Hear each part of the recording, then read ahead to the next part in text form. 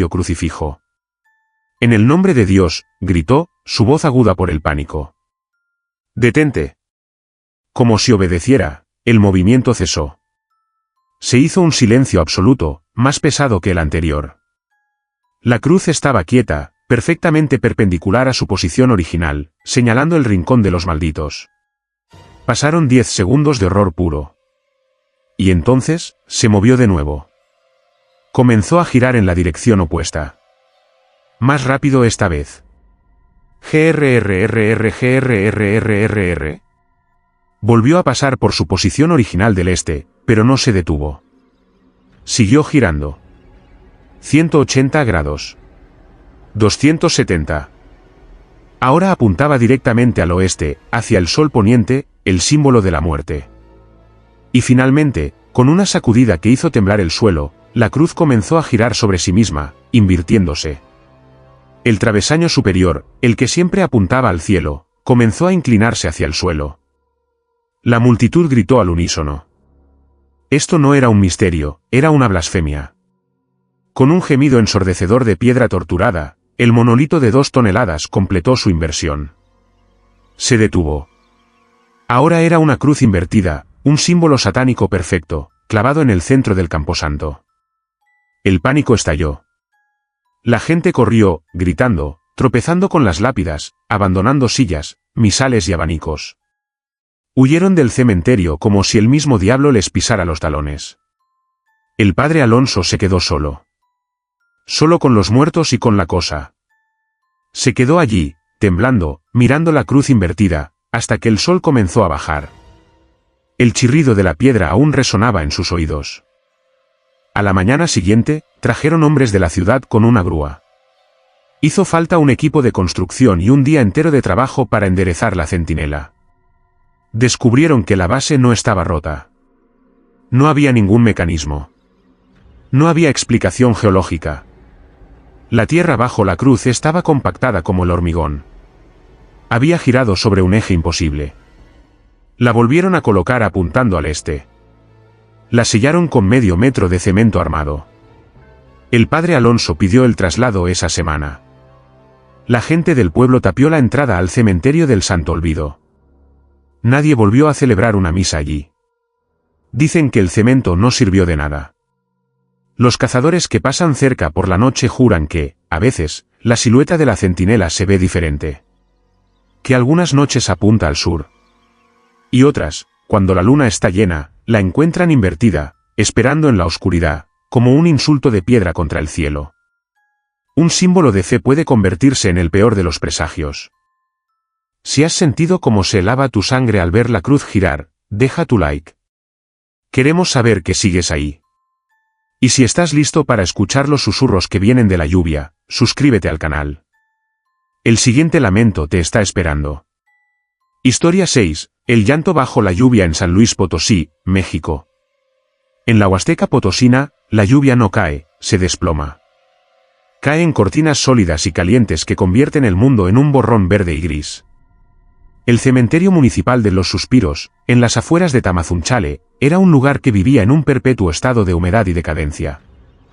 Las lápidas estaban cubiertas de un musgo resbaladizo y el aire olía a tierra mojada, a flores de cempasúchil podridas y a algo más, algo metálico y antiguo. El padre Gabriel estaba allí para un responso.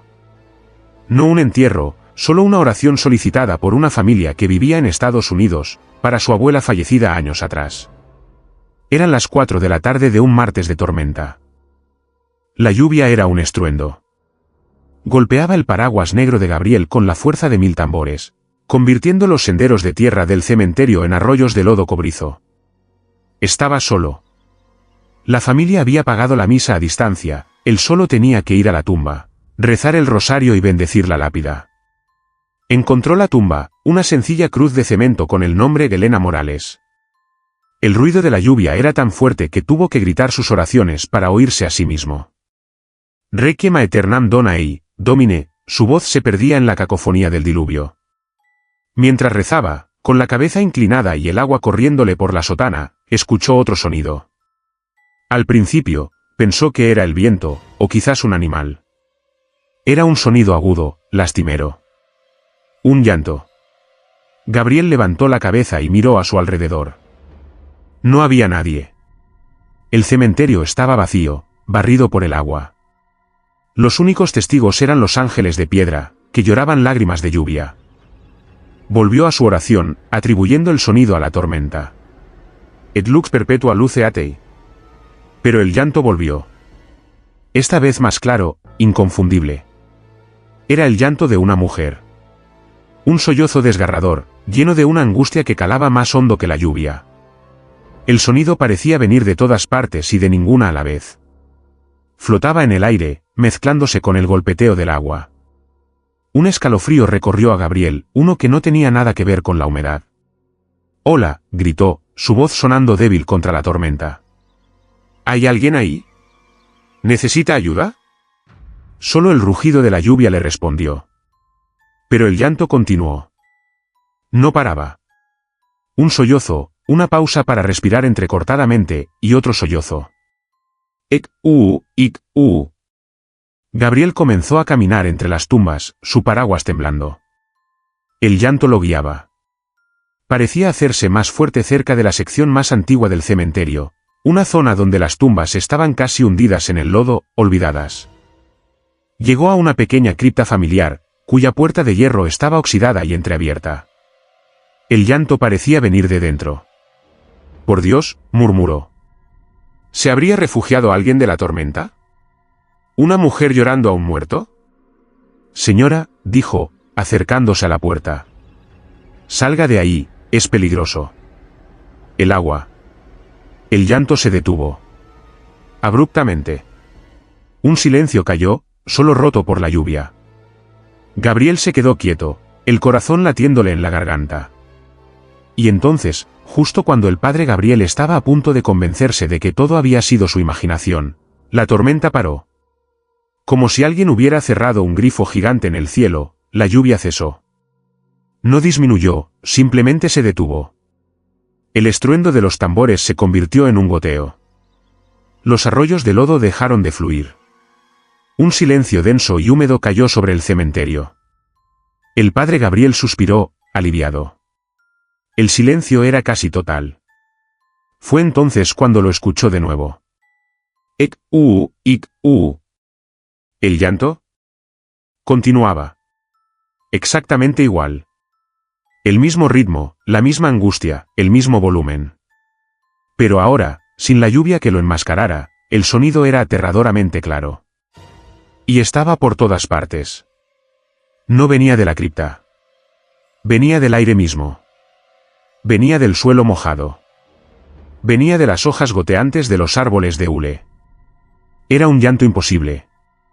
Un sonido que no necesitaba del aire para viajar, un eco atrapado en el tiempo. Gabriel dejó caer su paraguas.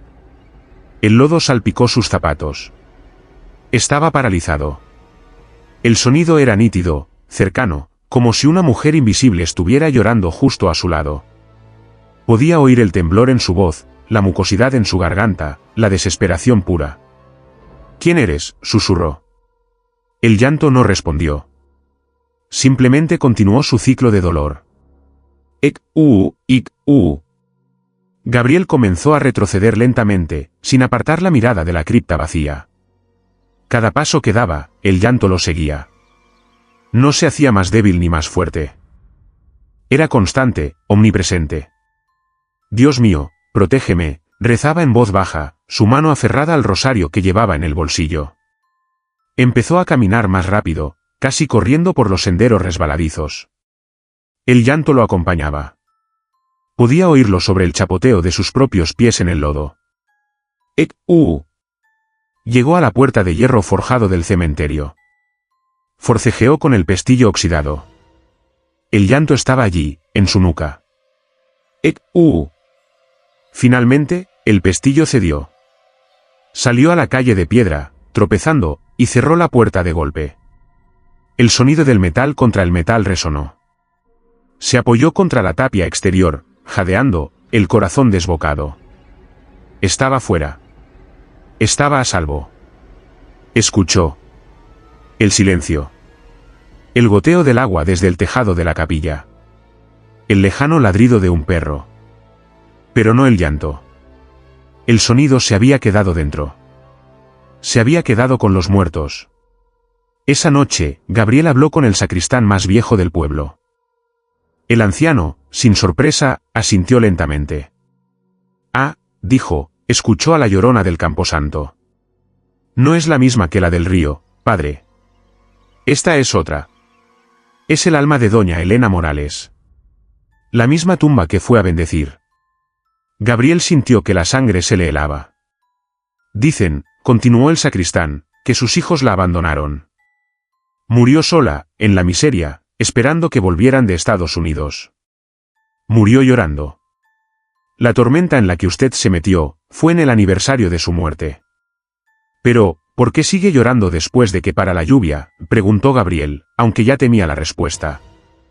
El anciano lo miró con ojos tristes y nublados. Porque dicen que la lluvia es el único consuelo que tiene. Es el único sonido que ahoga su pena. Cuando la lluvia se detiene, es cuando su dolor se oye de verdad, padre.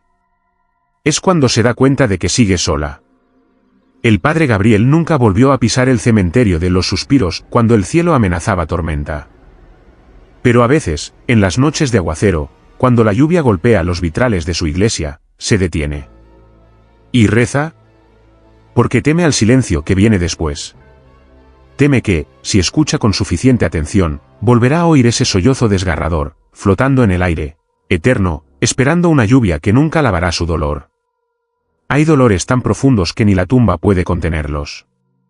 Si has escuchado ese lamento eterno, deja tu like. Y si te atreves a seguir caminando entre las tumbas con nosotros, suscríbete al canal. Hay pasos en la oscuridad, y nos están siguiendo. Historia 7. Los pasos que seguían al padre en Nuevo México, Estados Unidos. El desierto alto de Nuevo México es un lugar de silencios profundos y horizontes infinitos. Es una tierra que no perdona, tallada por el viento y cocida por un sol que parece blanquear los huesos del mundo. Aquí, el sonido viaja de forma extraña. Un susurro puede llevarse a kilómetros, y el silencio es tan denso que se convierte en una presencia física. El padre Esteban era el párroco de la misión de San Gabriel Arcángel, una pequeña iglesia de adobe en las afueras del pueblo fantasma de Cíbola. Su única responsabilidad constante, aparte de la misa dominical para los pocos rancheros que quedaban, era el mantenimiento del cementerio contiguo. No era un cementerio de césped. Era un acre de tierra seca y rojiza, salpicado de cruces de madera desgastada, algunos ángeles de piedra agrietados y túmulos de rocas. El sendero principal estaba cubierto de grava fina y polvo. Cada noche, al atardecer, Esteban tenía la misma rutina: caminar por el sendero, asegurarse de que la puerta de hierro en la valla perimetral estuviera cerrada, y rezar una breve oración por las almas que descansaban allí. Una tarde de octubre, el aire era frío y quieto. El sol se hundía detrás de la mesa, pintando el cielo de un color violeta y sangre. El silencio era absoluto. Esteban caminaba por el sendero. El único sonido era el de sus propios pasos. Un sonido seco, definido, el crunch de sus botas de suela dura sobre la grava. Crunch, crunch, crunch. Llegó a la puerta, la revisó. Estaba cerrada. Se dio la vuelta para regresar a la rectoría. Crunch, crunch, crunch. Y entonces, lo oyó. Scufes. Un sonido diferente. No un eco. Era el sonido de un zapato diferente, o quizás una sandalia de cuero viejo, arrastrándose ligeramente y luego pisando con firmeza. Scufes. Esteban se detuvo en seco. El otro sonido también se detuvo. El silencio del desierto volvió a caer sobre él, espeso e interrogante. «Hola», llamó. Su voz sonó pequeña. Nadie respondió. Miró a su alrededor. Solo las cruces proyectaban sombras largas y delgadas en la luz moribunda. No había lugar donde esconderse. Sacudió la cabeza. El viento, se dijo. Animales. Continuó caminando, un poco más rápido. Crunch, crunch, crunch. Inmediatamente después, como una sombra auditiva, scufes, scufes, scufes. Se detuvo de nuevo. El otro sonido también. El corazón de Esteban comenzó a latir con fuerza. Esto no era un eco. Un eco repetiría el sonido de sus botas. Esto era un sonido diferente, con un ritmo propio, que solo se movía cuando él se movía.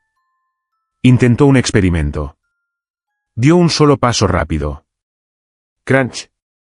Una pausa de un segundo. Luego, scufes. Dio 3 pasos lentos. Crunch, crunch, crunch. Una pausa. Luego, scufes, scufes, scufes. Un sudor frío le recorrió la espalda, a pesar del aire helado del atardecer. Algo estaba allí, en la oscuridad creciente. Algo lo estaba siguiendo. O peor, lo estaba imitando. Estaba jugando con él. En el nombre del Padre, del Hijo y del Espíritu Santo, comenzó a rezar en voz baja, sin moverse. Durante varios minutos, permaneció inmóvil como una estatua, sus oídos forzados al máximo. Solo el silbido bajo del viento entre los cactus cholla. Me estoy volviendo loco, pensó. Con una respiración profunda, se obligó a caminar de nuevo, esta vez a un ritmo normal y firme, decidido a no detenerse hasta llegar a la luz de la rectoría. No iba a dar a la ilusión el poder de asustarlo. Crunch, crunch, crunch, crunch. Scufes, scufes, scufes, scufes. Los pasos estaban allí, rítmicos, pacientes. Sincronizados con los suyos, pero siempre un segundo por detrás. Esteban apretó el crucifijo que colgaba de su cuello. Siguió caminando. El sendero parecía interminable. Las sombras se habían fusionado, borrando las tumbas individuales en una masa de oscuridad. Crunch, crunch. Scufes, scufes. Los pasos que los seguían parecían estar más cerca. Más definidos. Podía oír el ligero arrastre del cuero sobre la arena antes de que el talón golpeara la grava. Eran pesados. Deliberados. No se atrevió a mirar atrás. Sabía, con una certeza primitiva y aterradora, que si se daba la vuelta, vería algo que no podría soportar. Faltaban 20 metros para la pequeña puerta de madera que daba a la sacristía. Crunch, crunch. Esta vez el otro sonido no vino después. Vino al mismo tiempo. Crunch scufes. Estaba justo a su lado. Esteban gritó. Dejó de caminar y empezó a correr. Sus botas resbalaban en la grava suelta, corrió torpemente, jadeando. Y los otros pasos no corrieron. Ese fue el verdadero horror. Mientras él corría frenéticamente, los otros pasos continuaron a su lado, al mismo ritmo implacable y tranquilo. Scufes, scufes, scufes. No necesitaban correr para mantener su ritmo. Era una violación de toda lógica. Él corría, y la presencia caminaba a su lado, sin esfuerzo. Llegó a la puerta, la abrió de un golpe, tropezó al entrar y la cerró de golpe, girando la pesada llave de hierro en la cerradura. Cayó de espaldas contra la madera, hiperventilando, su corazón amenazando con salir de su pecho. Estaba en la sacristía, en la luz de una sola bombilla. Estaba a salvo. Escuchó. Silencio. No había pasos al otro lado de la puerta. No había nadie intentando entrar. Pasaron varios minutos. Lentamente, su respiración volvió a la normalidad. Se levantó, temblando. Se acercó a la pequeña ventana que daba al cementerio. No había nada. La luna había salido, bañando el camposanto en una luz pálida y fantasmal. Todo estaba quieto. Había terminado. Se había salvado. Entonces, mientras observaba, sus ojos se fijaron en el sendero de grava que acababa de recorrer. Lo vio. Un par de pies. O más bien, las huellas de un par de pies, que se formaban en ese mismo instante. No había nadie allí, pero la grava se estaba hundiendo rítmicamente. Scufes. Una huella de sandalia apareció en el polvo. Scufes. Otra huella apareció más adelante. La presencia invisible seguía caminando. No lo había estado siguiendo a él. Había estado haciendo su ronda. Esteban observó, paralizado por el terror, cómo las huellas fantasmales continuaban por el sendero. Llegaron a la puerta de hierro del final del cementerio, se detuvieron, y luego dieron la vuelta, comenzando el camino de regreso. El padre Esteban se dio cuenta de la verdad. Él no era el vigilante de ese cementerio. Era un invitado. Y el verdadero guardián, una entidad atada a esa tierra por un deber más antiguo que la propia iglesia, todavía patrullaba el sendero. Y lo haría, rítmicamente, cada noche, hasta el fin de los tiempos. Algunos guardianes nunca abandonan su puesto. Si has sentido el terror de esos pasos a tu lado, deja tu like. Y si te atreves a descubrir quién más vigila desde las sombras, suscríbete al canal. Hay miradas que nunca se apartan. Historia 8. La mujer vestida de luto que desapareció tras una lápida en León, España. El cementerio de León es un lugar de belleza austera y melancolía profunda. Construido en el siglo XIX, sus calles de cipreses altos y sus mausoleos de mármol gris crean un laberinto de sombras y silencios. Es un lugar donde el pasado se siente más presente que el futuro. Javier era el sepulturero jefe. Llevaba 30 años trabajando allí. Conocía cada tumba, cada familia y cada crujido del cementerio. Había visto el dolor humano en todas sus formas y ya nada lo sorprendía. Era un hombre pragmático, que creía en el trabajo duro y en la finalidad de la muerte. No creía en fantasmas, creía que los muertos estaban. Era una tarde de noviembre. El otoño leonés había cubierto los senderos con una alfombra de hojas ocres y húmedas. Una niebla baja y densa comenzaba a formarse, aferrándose al suelo, borrando los contornos de las tumbas más lejanas. El cementerio cerraba a las 6, y Javier estaba haciendo su última ronda para asegurarse de que no quedara ningún visitante. El aire estaba quieto, frío y olía a tierra mojada y a crisantemos. El único sonido era el de sus botas aplastando las hojas muertas. Fue entonces cuando la vio. En la calle de los Ángeles Caídos, una sección conocida por sus estatuas melancólicas, había una mujer. Estaba de espaldas a él, de pie frente a una lápida modesta que Javier no reconoció de inmediato.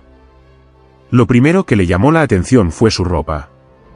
Llevaba un vestido de luto completo, de un estilo que no había visto en décadas.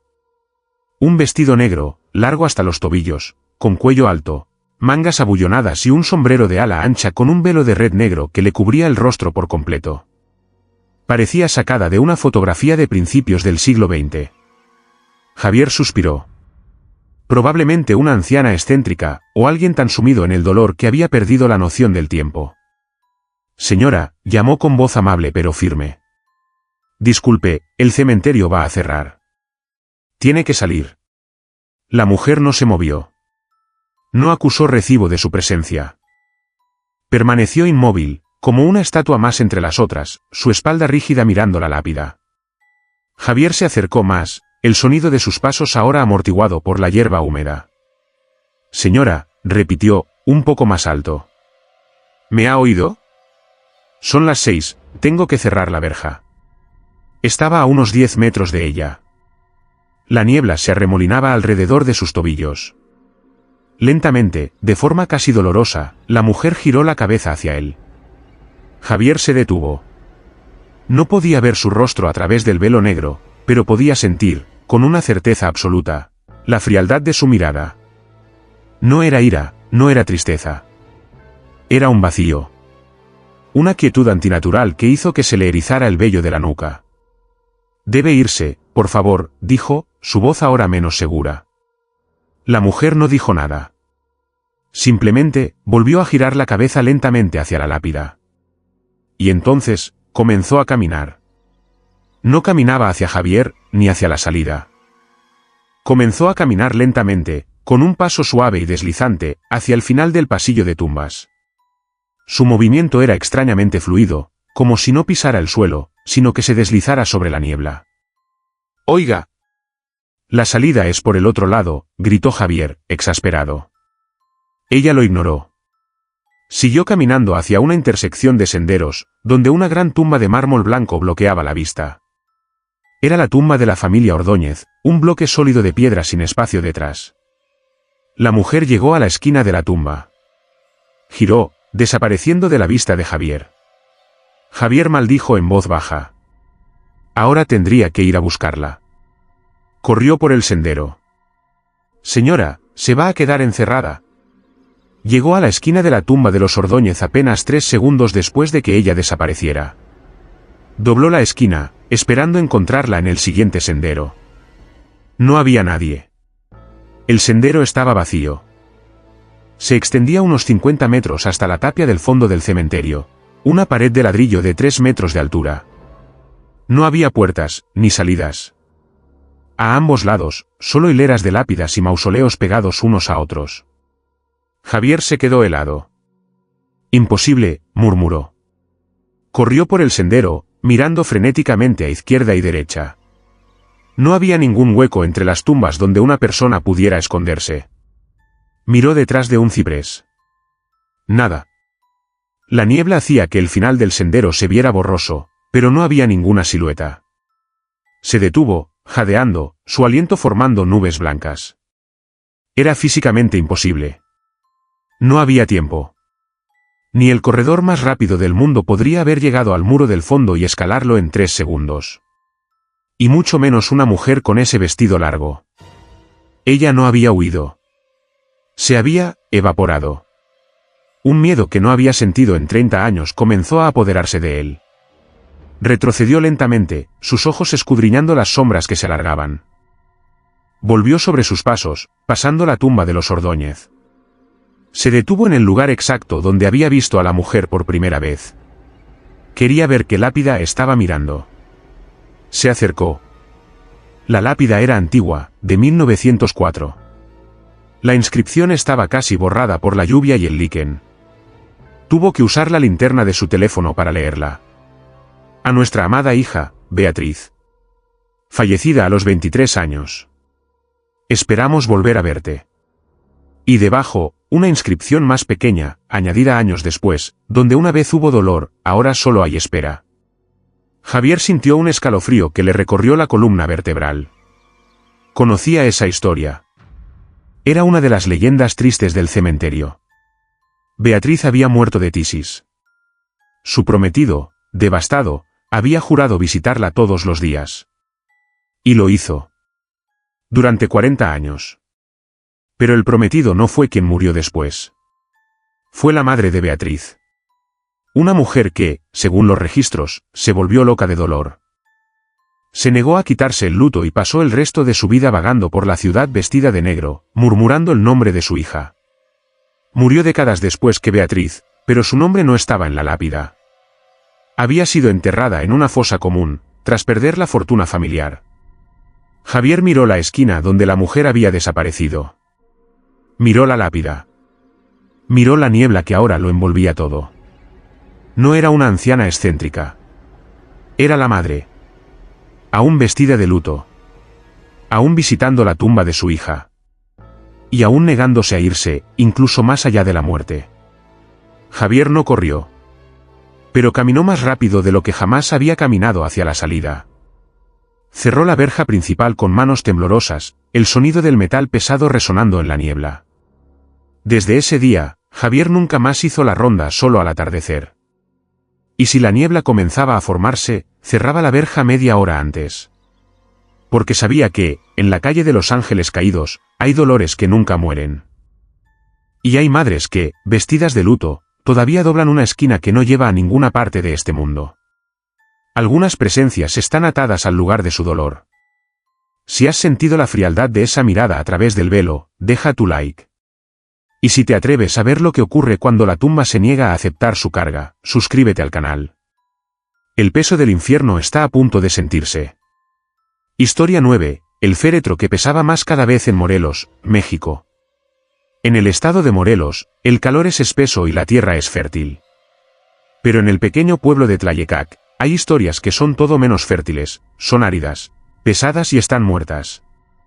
Yo, Antonio, soy cargador de ataúdes. Es un oficio que nadie quiere, pero alguien tiene que hacerlo. He cargado a jóvenes, a ancianos, a buenos y a malos. Un muerto es un muerto. Es solo peso muerto. Eso pensé hasta que tuvimos que enterrar a don Isaías.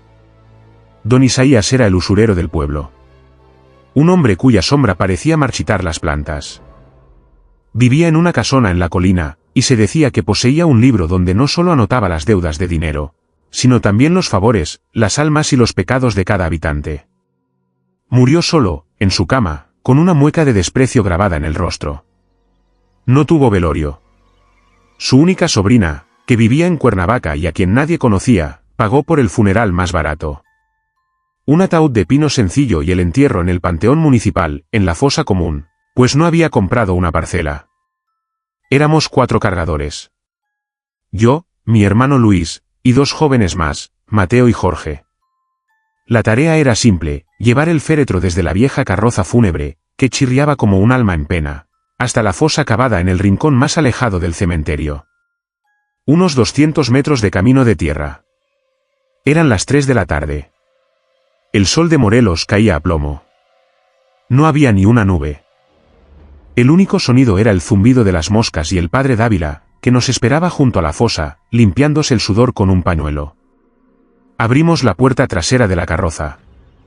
El ataúd de pino estaba allí. Sencillo, sin barnizar. Don Isaías había sido un hombre delgado en vida, casi un esqueleto. Vamos, esto será rápido, dijo Luis. Nos posicionamos. 2 delante, 2 detrás. Agarré la manija delantera izquierda, Luis la derecha. Mateo y Jorge tomaron las traseras. A la de 3. 1, 2, 3. Levantamos el ataúd. Y todos soltamos un gruñido ahogado. El ataúd era pesado. Pesado de una forma que no tenía sentido. No era el peso de un hombre flaco. Era el peso del roble macizo, o del plomo. Joder, maldijo Mateo en voz baja. ¿Qué lleva este viejo adentro? ¿Piedras? Cállate y camina, le dije. Solo quiere que lo sintamos hasta el final. Comenzamos a caminar. El camino era irregular. Cada paso era un esfuerzo. Sentíamos el peso hundirse en nuestros hombros, nuestros brazos tensos como cuerdas de guitarra. A los 50 metros, estábamos sudando a mares, y no solo por el calor. Paremos un momento, jadeó Jorge. Bajamos el ataúd al suelo polvoriento. Nos enderezamos, masajeando nuestros hombros. No es normal, Antonio, dijo Luis, con el ceño fruncido. He cargado hombres el doble de grandes. Esto pesa como un piano. Quizás la sobrina pidió que lo rellenaran con algo. Cemento, para que no se lo roben, bromeé, aunque nadie se rió. El aire alrededor del ataúd se sentía frío, denso. Vamos, acabemos con esto, dijo Mateo. Volvimos a posicionarnos. 1, 2, 3. Levantamos. Y esta vez, los 4 gritamos. Era más pesado. No un poco más pesado. Era significativamente más pesado. Era como si, mientras descansaba en el suelo, alguien hubiera vertido 100 kilos de metal fundido en su interior. Nuestros brazos temblaron violentamente por el esfuerzo. No puedo, gritó Jorge, sus nudillos blancos. Sosténlo o nos aplastará los pies, le grité. Con un esfuerzo sobrehumano, dimos 10 pasos más. El ataúd no solo era pesado, el peso parecía moverse. No como un cuerpo que rueda, sino como un líquido denso, desplazándose de una esquina a otra, desequilibrándonos. ¡Basta! ¡Al suelo! Ahora, gritó Luis. Lo dejamos caer los últimos centímetros. El golpe levantó una nube de polvo. Estábamos jadeando, aterrorizados. Esto no era normal. El padre Dávila, a lo lejos, nos hacía señas, impaciente. Yo no vuelvo a tocar esa cosa, dijo Jorge, retrocediendo un paso. Sus ojos estaban desorbitados por el pánico. Tenemos que hacerlo, dijo Luis, aunque su voz temblaba. Nos pagaron. ¿Y si está vivo?, susurró Mateo. El silencio que siguió fue peor que el peso. Todos miramos la caja de pino. No seas idiota, dije, aunque mi corazón estaba en mi garganta. Está muerto. Es el calor. Estamos débiles. Pero sabíamos que era mentira. Hagamos una última vez, dije, tratando de sonar valiente. Rápido. Sin parar hasta la fosa. Corramos si es necesario. Nos preparamos. Respiramos hondo. Agarrado las manijas con una fuerza desesperada. 1, 2, 3. Tiramos hacia arriba. Y el ataúd no se movió. No se movió ni un centímetro. Fue como intentar levantar un bloque de mármol del tamaño de un coche. Estaba anclado al suelo. Tiramos con todas nuestras fuerzas. Nuestras venas se marcaron en el cuello, nuestras caras se pusieron rojas. El ataúd de pino barato crujió bajo la tensión, pero no se levantó del suelo. Era como si la tierra misma se negara a soltarlo, o como si algo dentro se hubiera vuelto tan denso como una estrella muerta. Y entonces, escuchamos un sonido desde adentro. No fue un golpe. Fue un crujido. Un crujido lento, húmedo, como de huesos viejos reajustándose bajo una presión inmensa. ¿Crack? ¿GGGGRRR? Jorge soltó un chillido y echó a correr.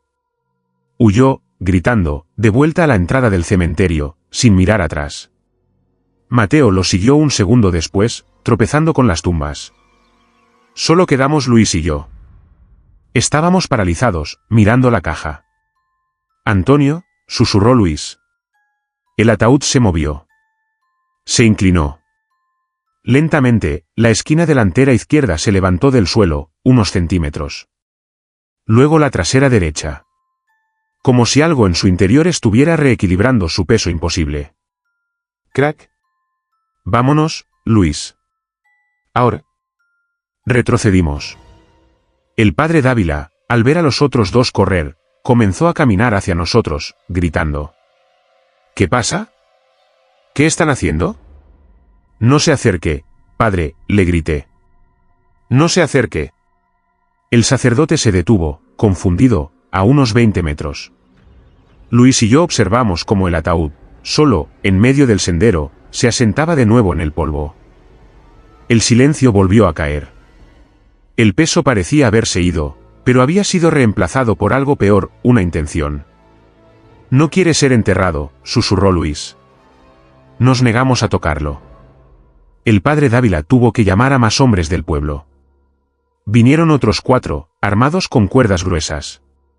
6 de nosotros, incluyéndome a mí y a Luis, pues la vergüenza pudo más que el miedo, rodeamos el ataúd. Cuando lo levantamos esta vez, el peso era normal. Era el peso de un hombre flaco en una caja de pino. Lo levantamos sin esfuerzo, ante la mirada confundida del sacerdote. Lo llevamos los 100 metros restantes.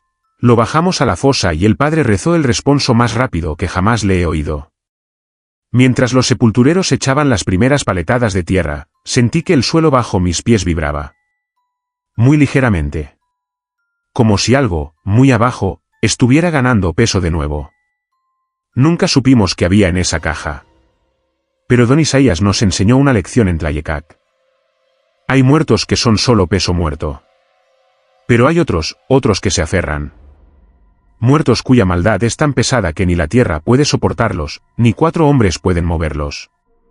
Muertos que pesan más cada vez, como si estuvieran acumulando la tierra del infierno, incluso antes de llegar a él. Hay pecados tan pesados que ni la muerte puede aligerarlos. Si has sentido el peso de ese ataúd en tus propios hombros, deja tu like. Y si estás listo para la última historia, para escuchar la voz que reza desde la tumba, suscríbete al canal. El nicho final te está esperando. Historia 10. El niño que rezaba desde el nicho en Illinois, Estados Unidos. El invierno en Illinois es un asunto de mármol y hielo. El cementerio de la Resurrección, cerca de Chicago, es famoso por sus leyendas. Pero el verdadero terror no siempre es el más conocido. A veces, se esconde en el silencio. El padre Alan, recién asignado a la parroquia, tenía entre sus deberes supervisar el gran mausoleo del Consuelo, una estructura de los años 50, fría, imponente y sorprendentemente silenciosa. El mausoleo era un laberinto de pasillos de mármol beige, con paredes cubiertas de nichos de bronce, desde el suelo hasta el techo. El aire allí dentro era siempre el mismo, frío, quieto y con un leve olor a cera de suelo y al polvo de flores de seda descoloridas. El sonido era el enemigo número 1. Cada paso, cada tos, cada susurro rebotaba en las superficies duras con una claridad escalofriante. Una tarde de diciembre, Alan estaba haciendo la ronda de cierre. La nieve caía con fuerza en el exterior, creando un silencio algodonoso que hacía que el interior del mausoleo pareciera aún más muerto. Estaba en el corredor B, revisando las luces, cuando lo oyó por primera vez. Un susurro. Tan bajo que pensó que era el sistema de calefacción o el viento filtrándose. Se detuvo. El sonido continuó. Era rítmico. Y no era el viento. Era una voz. Etinumbra, subpetra, dona ei. Era la voz de un niño. Pequeña, aguda y clara como una campana. El corazón de Alan dio un vuelco. Su primer pensamiento fue que un niño se había separado de su familia y estaba perdido, o peor, se había quedado encerrado. Hola, llamó Alan, su voz retumbando en el pasillo. ¿Hay alguien ahí? ¿Un niño? El susurro se detuvo. Silencio absoluto. Alan caminó por el pasillo, mirando entre los bancos de oración. Soy el padre Alan, no te asustes. La puerta está por aquí. Nada. Recorrió el corredor B y el C. No había nadie. El lugar estaba herméticamente cerrado. Atribuyó el sonido al eco del viento, a la acústica engañosa del mármol, al estrés de su nuevo trabajo. Salió, cerró las pesadas puertas de bronce y trató de olvidarlo. No pudo. 2 días después, volvió a la misma hora. La nieve seguía cayendo. Entró en el mausoleo, pero esta vez, no anunció su presencia. Caminó en silencio, sus zapatos de suela de goma apenas haciendo ruido sobre el mármol pulido. Llegó al corredor B. Silencio. Entró en el corredor C. Y allí estaba. Custos meus, sub sigillo, expectans. Era la misma voz. La voz de un niño, no más de 7 u 8 años. Estaba rezando. O al menos, sonaba como una letanía. Alan se quedó paralizado, escuchando. Las palabras eran extrañas. Sonaban a latín, pero era un latín fracturado, arcaico, mezclado con inflexiones que no reconoció. Identificó algunas palabras, custos por guardián, petra por piedra, pero el resto era incomprensible. No eran oraciones católicas. No eran oraciones que él conociera. Decidió localizar la fuente. Caminó lentamente por el corredor C, el susurro se hacía más fuerte. Pasó la fila 10. La fila 12. Se detuvo en la fila 14. Aquí. La voz era clara. Puso su oído contra el muro de nichos. El mármol estaba helado, y la vibración de la vocecita pasaba directamente a su cráneo. Se movió de placa en placa. Margaret Reynolds, 1920 a 1998. No. James O'Malley, 1945 a 2001. No. Thomas Sullivan, 1918 a 1985. No. Entonces, agachándose, llegó a un nicho a la altura de la rodilla. Puso su oreja contra el bronce. La voz estaba dentro. Clara, nítida, como si el niño estuviera hablando justo al otro lado de la placa. Non dormit, in tenebris, ille equivocat, amen. Alan sintió que la sangre le abandonaba el rostro. Su mano temblaba mientras leía la placa. Timothy Carter, 1972 a 1979. Un niño. Muerto a los 7 años. Llevaba allí casi 40 años. El sacerdote retrocedió, su mente lógica luchando contra el terror primordial. Es un eco. Una grabación. Una broma cruel. Pero sabía que no era así. La voz sonaba viva. Durante una semana, Alan investigó. Buscó las oraciones que había oído. Consultó los libros de liturgia más antiguos de la diócesis, incluso textos arcanos sobre ritos olvidados. No encontró nada. Las palabras que el niño recitaba no existían en ningún texto sagrado conocido. Regresó al mausoleo una última vez, esta vez con su estola y un frasco de agua bendita. Estaba decidido a dar descanso a esa alma. Llegó al nicho C14. El susurro estaba allí, como siempre, su letanía sin fin. Timothy, dijo Alan, su voz temblando.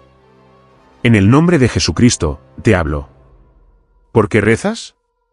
El susurro se detuvo. Un silencio tan profundo cayó en el mausoleo que Alan podía oír el zumbido de la sangre en sus oídos. Tu alma debe descansar, hijo, dijo, comenzando el rito de absolución. Te absolvo de tus pecados, in nomine Patris, et Filii. Antes de que pudiera terminar, la voz regresó. Pero no era un susurro. Fue un grito. Un chillido agudo, infantil, lleno de rabia, que golpeó la placa de bronce desde el interior con tal fuerza que Alan juró que el metal vibró en su marco. Non loquor tecum, sacerdos. No hablo contigo, sacerdote. La voz ya no era la de un niño de 7 años. Seguía siendo aguda, pero ahora tenía un filo de 1000 años. Una autoridad antigua y aterradora. Alan cayó hacia atrás, derramando el agua bendita. Y entonces, el niño comenzó a rezar de nuevo. Pero ahora en voz alta. Las palabras eran claras, guturales, y Alan finalmente entendió. Las inflexiones que no había reconocido, no eran latín. Eran más antiguas. Eran palabras que la Iglesia había pasado milenios tratando de hacer olvidar. Timothy Carter no estaba rezando a Dios. No estaba rezando por su propia alma. Estaba rezando para algo más. Algo que estaba allí, en el mausoleo con ellos. Algo que se alimentaba de la proximidad de los muertos y del silencio del mármol. El niño no era un alma atrapada. Era un heraldo. Un vigilante. O peor, un guardián que recitaba oraciones desconocidas, no para mantener al mal fuera, sino para mantener a algo dentro, o para darle la bienvenida. El padre Alan huyó. Corrió por los pasillos de mármol, perseguido por los ecos de esa letanía infantil y blasfema. Nunca volvió a entrar solo al mausoleo.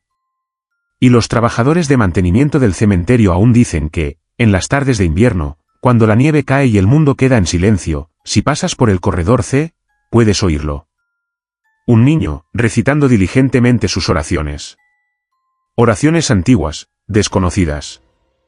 Esperando. Llamando. Rezando a la oscuridad que se esconde detrás del bronce y la piedra.